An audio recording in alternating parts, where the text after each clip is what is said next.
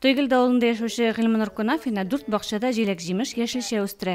Зур территорияда ниндегіне желек жеміш ағашлары қуақлар yok. Барысында бақша участогының үзіншелігіне бейлері өшті өстірерге керек деп саны Ғилманур ханым. Яшілшелер білән экспериментлар ясарға түрліше сынап қарарға ярата. Желдірек орында орнашқанға йорт алдындағы бақшасына қысқа собақлы 1 yıllık шешеклер отырта. Мына шушы өзебезнең бакча участогының үзенчәлегенә бәйле рәвештә үстерәм инде мин.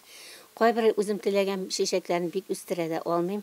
Розаларны бу тирәгә утыртып биргәнем, алар монда безнең кыш көне бер карда калмый, кар ятмый. Шуңа күрә күбрәк 1 yıllık чәчәкләрне үстергә тырышам. Менә нәрсә минем бакчада яхшы үсә, шуларны, бархатсыларны, менә бу сальвиялар, менә үзегез күрәсез, булар шушы бакчаны яраткан чәчәкләр инде. Үзем дә бик яратам.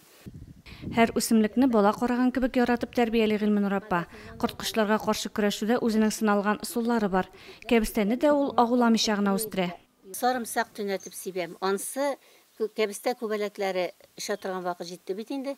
Шуларны сибеп чыганда кәбестә күбәләкләре куммыйлар буларга. Сарымсакның башынмы? Юк, сарымсакның тырнакларын беренче тырнак бакалга турап куям да, ул шунда тора. Мин аны шешәсенә бәләкәй сиптергеч белән алып чыгып китәм дә, сиптерәм дә, тагын аны кертеп куям.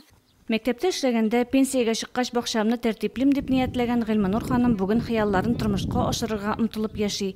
Һәр көнгә сөенеп, шөкер итеп, моторлыкны күреп, аннан көч дәрт алып яши белү үзе зур бәхет ул. Гөлназ Җәлилова, Динар Нуртдинов, Мөслим телевидениесе.